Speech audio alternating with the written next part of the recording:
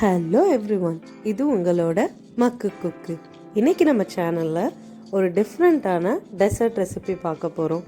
இது நம்ம இந்தியாவில் ரொம்ப ஸ்பெஷலான ஒரு பிரெட் அண்ட் பால் வச்சு ஈஸியாக பண்ணுற ஒரு டெசர்ட் ரெசிபி.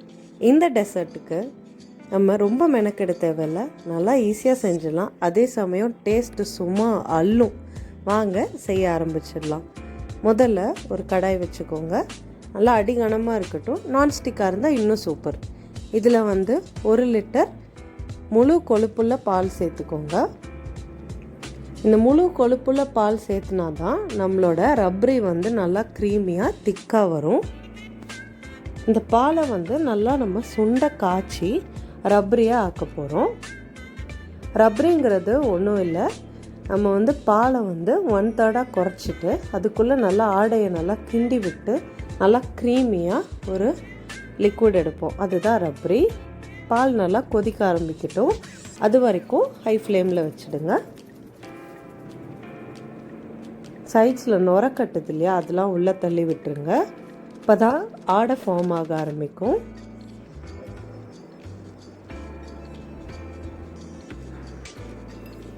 இப்போ பார்த்தீங்கன்னா பால் அப்படியே லேசாக கொதிக்க ஆரம்பிக்குது. இப்போது பால் கொதிச்சோடனே அடுப்பை நல்லா சிம்மரில் போட்டுருங்க, இல்லைன்னா பால் பொங்க ஆரம்பிச்சிடும். அதனால் அடுப்பை நல்லா சிம்மில் வச்சுக்கோங்க.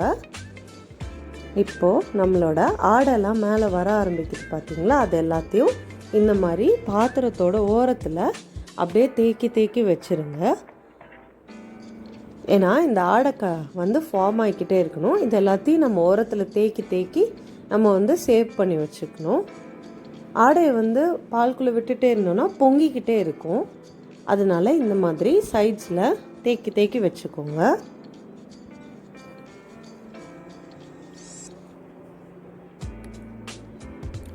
மிதமான சூட்லேயே வச்சு இதை பாலை ரப்ரியாக மாற்றணும். ஹை ஃப்ளேமில் வச்சிட்டிங்க அப்படின்னா அடி பிடிச்சிடும். அது இல்லாமல் பால் பொங்கும், வேகமாக பொங்க ஆரம்பிச்சிடும். இப்போ அதே லோ ஃப்ளேமில் வச்சுருந்தீங்கன்னா பால் ஆடை கட்ட நீங்கள் அதை எடுத்துக்கொண்டே சைடில் தேக்கி வச்சுக்கிட்டே இருக்கிறதுக்கு ஈஸியாக இருக்கும். இந்த மாதிரி பால் ஆடை வர எடுத்து வச்சுருங்க. இந்த பால் ஆடை தான் நம்ம ரப்ரியை நல்லா க்ரீமி ஆக்க போகுது. இது ரொம்ப ஸ்லோவான ப்ராசஸ் தான். பாருங்கள், இப்போ ஹாஃப் அளவுக்கு நம்மளோட பாலோட குவான்டிட்டி குறைஞ்சிருக்கு. ஆடை எல்லாமே சைடில் நான் இந்த மாதிரி ஸ்டோர் பண்ணி வச்சுருக்கேன்.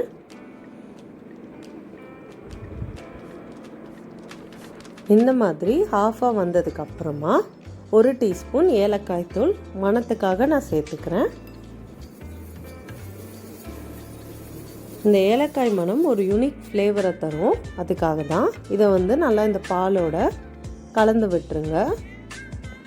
அப்படியே பாலோடு சேர்ந்து நல்லா கொதிக்கும்போது நல்ல மணம் வரும்.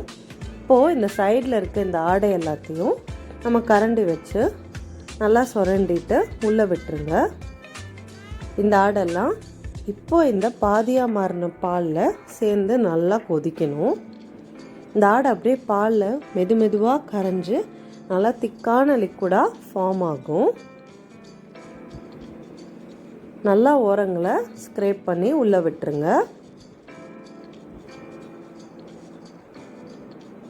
நம்ம 1 லிட்டர் பால் ஊற்றிருக்கோம். அது 1/3 குறைஞ்சாதான் ரப்ரி ரெடி ஆகும். ஹாஃபாக குறையும் போது இந்த மாதிரி நம்மளோட ஆடை எல்லாத்தையும் உள்ளே ஸ்க்ரேப் பண்ணி விட்டுருங்க. இப்போ எல்லாத்தையும் ஸ்க்ரேப் பண்ணதுக்கு அப்புறமா ஒரு 1/4 கப் சர்க்கரை சேர்த்துக்கோங்க. 1 லிட்டர் பாலுக்கு 1/4 கப் சர்க்கரையே போதும்னு ஸ்வீட்டாக இருக்கும். நீங்கள் வேணும்னா கூட குறைய கூட சேர்த்துக்கலாம். இப்போ இந்த சர்க்கரையை நல்லா பாலில் கரைச்சி விடுங்க. இது நல்லா ஒரு 5 நிமிஷம்லேருந்து 10 நிமிஷம் வரைக்கும் நல்லா கொதிக்கணும். அப்போ தான் க்ரீமியாக வரும். அப்பப்போ கிளறிக்கிட்டே இருங்க, இல்லைன்னா அடி பிடிச்சிடும். பாருங்கள், நல்லா சுண்டி 1/3க்கு போயிடுச்சு.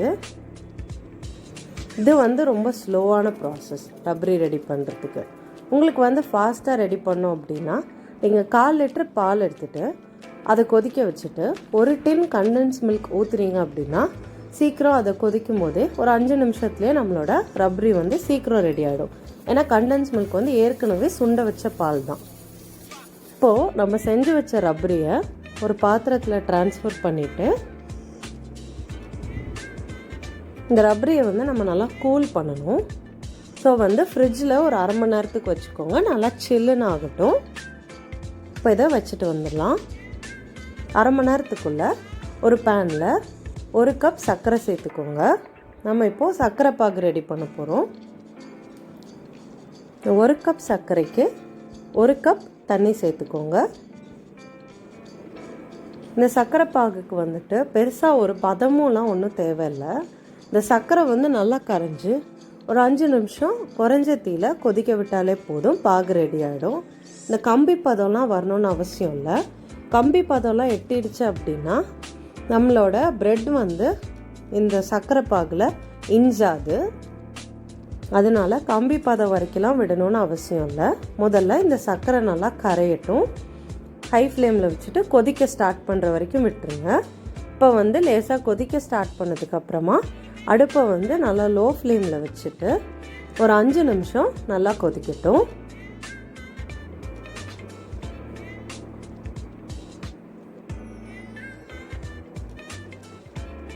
நல்லா ஒரு 5 நிமிஷமாக இப்போ வந்து கொதிச்சிட்ருக்கு.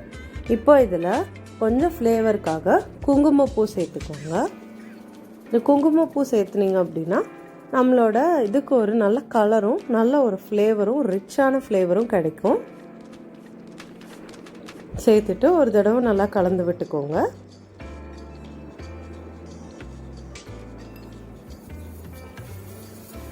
இப்போது இந்த குங்குமப்பூவோடு சேர்ந்து லைட்டாக வந்து ஒரு நிமிஷம் போல் கொதிக்கட்டும். அப்போ அந்த குங்குமப்பூவோட ஃப்ளேவர்லாம் நல்லா இந்த பாகுக்குள்ளே இறங்கும்.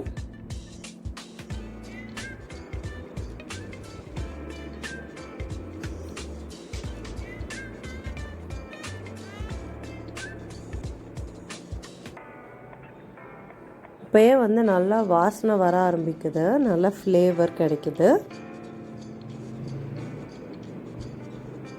இப்போது இது ஒரு நிமிஷம் நல்லா கொதிச்சதுக்கப்புறமா இதில் கடைசியாக ஒரு டீஸ்பூன் ஏலக்காய் தூள் மணத்துக்காக, இது வேணான்னா நீங்கள் ஸ்கிப் கூட பண்ணிக்கலாம், சேர்த்துட்டு இதை ஒரு தடவை நல்லா கலந்து விட்டுட்டு லைட்டாக கொதித்தோடனே நம்ம அடுப்பில் இருந்து இறக்கிடலாம். நம்மளோட சுகர் சிரப்பும் ரெடி ஆகிடுச்சு. இதை வந்து நல்லா ஆற வச்சுருங்க. அடுத்து ப்ரெட் ரெடி பண்ணிடலாம். நான் வந்து ப்ரெட் எடுத்திருக்கேன். இந்த ப்ரெட்டில் வந்துட்டு ஓரங்கள் எல்லாத்தையும் நம்ம வந்து நீட்டாக கட் பண்ணிடலாம். நல்லா ஒரு ஸ்கொயர் ஷேப்புக்கு ப்ரெட் கிடைக்கணும். கட் பண்ணதுக்கப்புறமா இந்த ஸ்கொயரில் டயக்னலாக ஒரு கட். அப்படி பண்ணோன்னா நம்ம ஷாஹி துக்டாவோட நல்ல ட்ரையாங்கிள் ஷேப் வந்து நமக்கு கிடச்சிடும். இதே மாதிரி மித்த ப்ரெட்ஸையும் கட் பண்ணி எடுத்து வச்சுருக்கேன். இது ஷாஹி துக்டாவோட ஷேப். உங்களுக்கு வேணும்னா வேறு என்ன ஷேப் வேணால் நீங்கள் கட் பண்ணிக்கலாம். இப்போ ப்ரெட்டை பொரிக்கிறதுக்கு ஒரு பேனில் நல்லா சூடு பண்ணிவிட்டு நெய் சேர்த்துக்கோங்க. நம்ம ப்ரெட்டை வந்து ஷாலோ ஃப்ரை பண்ண போகிறோம். அதுக்கு தகுந்த மாதிரி உங்கள் பேன் சைஸுக்கு ஏற்ற மாதிரி நெய் சேர்த்துக்கோங்க. இப்போது நெய் சூடானதுமே இதில் வந்து ஒவ்வொரு ப்ரெட்டாக வச்சு நம்ம ஷாலோ ஃப்ரை பண்ண போகிறோம். இந்த ப்ரெட்டை வந்து பொறுமையாக மீடியம் ஃப்ளேமில் வச்சு ஃப்ரை பண்ணுங்கள், இல்லைன்னா ப்ரெட்டு வந்து கருக ஆரம்பிச்சிடும். இந்த மாதிரி திருப்பி திருப்பி போட்டு 2 பக்கமும் நல்லா கோல்டன் ப்ரௌன் ஆகிற வரைக்கும் ஃப்ரை பண்ணணும். அடுப்பை கூட்டி வச்சிடாதீங்க, கருகிடும். இந்த அளவுக்கு நெய்யில் வந்து ஃப்ரை பண்ணி எடுத்துக்கோங்க. நல்லா கோல்டன் ப்ரௌன் கலரில் கிறிஸ்பியாக இருக்கணும். மொறுமொறுன்னு இருக்குன்னு கவலைப்பட வேணாம், சுகர் சிரப்பில் போட்டால் சாஃப்ட் ஆகிடும். இதே மாதிரி மெத்ததையும் பொரிச்சு எடுத்துடலாம். இப்போ பொரிச்சதை சுகர் சிரப்பில் ஃபஸ்ட்டு வந்து டிப் பண்ணிக்கலாம். ஷாஹி துக்டா அரேஞ்ச் பண்ணுறதுக்கு இதுதான் ஃபர்ஸ்ட் ஸ்டெப். பொரிச்ச இந்த ப்ரெட்டை சுகர் சிரப்பில் நல்லா டிப் பண்ணிக்கோங்க. டிப் பண்ணிவிட்டு ஒரு பிளேட்டில் வச்சுடுங்க. அதே மாதிரி ஒரு சீரீஸ் நான் அரேஞ்ச் பண்ணிவிட்டு அடுத்து ரப்ரி போட போகிறேன். இந்த ரப்ரியும் நல்லா சில்லுன்னு ரெடியாக இருக்குது. இப்போ இந்த அரேஞ்ச் பண்ண சுகர் சிரப்பில் முக்கின ப்ரெட் மேலே நம்ம வந்துட்டு ரப்ரியை வந்துட்டு சேர்த்துடலாம். இதை வந்து ரப்ரின்னு சொல்லுவாங்க, ரப்டின்னு சொல்லுவாங்க. இது வந்து ஒரு நார்த் இண்டியன் டெலிகேசி மாதிரி. இந்த ரப்ரியை சும்மா கூட சாப்பிட்லாம், அவ்வளோ நல்லாயிருக்கும். இந்த ரப்ரியை இந்த பிரெட் மேலே ஒரு லேயர் சேர்த்துக்கோங்க. ரப்ரி சேர்த்துனதுக்கப்புறமா நான் கொஞ்சம் நட்ஸை இப்படி சாப் பண்ணி வச்சுருக்கேன். முதல்ல முந்திரி பருப்பு போடுறேன். எல்லா நட்ஸையும் பொடி பொடியாக நறுக்கி போட்டுட்டிங்கன்னா நல்லா டேஸ்ட் கிடைக்கும், க்ரன்ச்சினஸ் அங்கங்கே இருக்கும். அப்புறமா பாதாம், இதுக்கு அடுத்து கடைசியாக பிஸ்தா. நீங்கள் என்ன நட்ஸ் வேணாலும் சேர்த்துக்கலாம், நீங்கள் திராட்சை கூட வேணும்னா சேர்த்துக்கலாம். எனக்கு இந்த 3 நட்ஸும் பிடிக்கும், கேஷ்யூம், பாதாம், பிஸ்தா. இது 3ம் வந்து ஆனால் பேசிக்காக இருந்தால் ரொம்ப நல்லாயிருக்கும். இப்போ நட்ஸ் சேர்த்துட்டோம். அடுத்து கொஞ்சமாக மேலே டெக்கரேஷனுக்காக குங்குமப்பூ சேர்த்துக்கலாம். இது வேணானாலும் ஸ்கிப் பண்ணிக்கலாம். இப்போவே பார்க்க ரொம்ப அப்பீலிங்காக தான் இருக்குது.